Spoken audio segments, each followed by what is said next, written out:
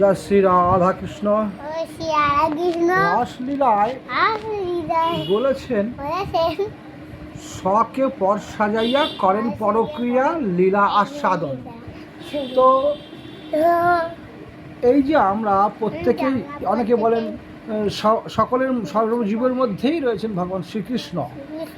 তা সর্বত্র সবেতেই শ্রীকৃষ্ণ রয়েছেন। রাধারানী এক জায়গায় বলছেন, যাহা যাহা নেত্র পরে তাহাই কৃষ্ণ স্ফুরে, আমি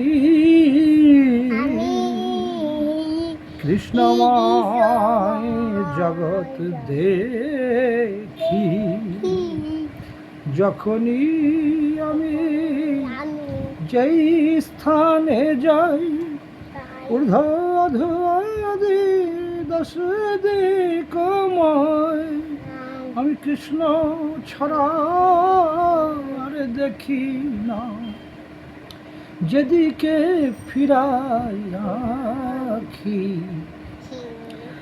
তো সেই জন্য আমরা যার সঙ্গে ঝগড়া করছি, কথা বলছি, প্রত্যেকেই কৃষ্ণ। আমি নিজেও কৃষ্ণ, প্রত্যেকে কৃষ্ণ। কৃষ্ণ তো যেমন রাসলীলায় 16,108 জন হয়েছিলেন। তো সবই তো একই, পূর্ণ। তো যার সঙ্গে ঝগড়া করছি, অশান্তি করছি, মারামারি করছি, সেও আমিও সে যদি ভাবা হয়, সর্বজীবে কৃষ্ণ, সবেতে কৃষ্ণ হৃদয়, ভেদ নাই তো। নিজেকে মারা হচ্ছে, নিজেকে কষ্ট দেওয়া হচ্ছে, এই ভাবনা যদি ভাবা যায় এবং সর্বজীবের প্রতি যদি এই ভাবা হয়, সমস্ত বস্তুতে যদি এই ভাবা হয়, তাহলে পরে মানুষের চেতনাটা একটু অন্যরকম হবে। কারণ শাস্ত্র বলছে সর্বত্র কৃষ্ণময়। তো এই জন্যই বলা হচ্ছে যে এইগুলো ডিপে ভাবতে হবে। জয় শ্রী রাধাকৃষ্ণ।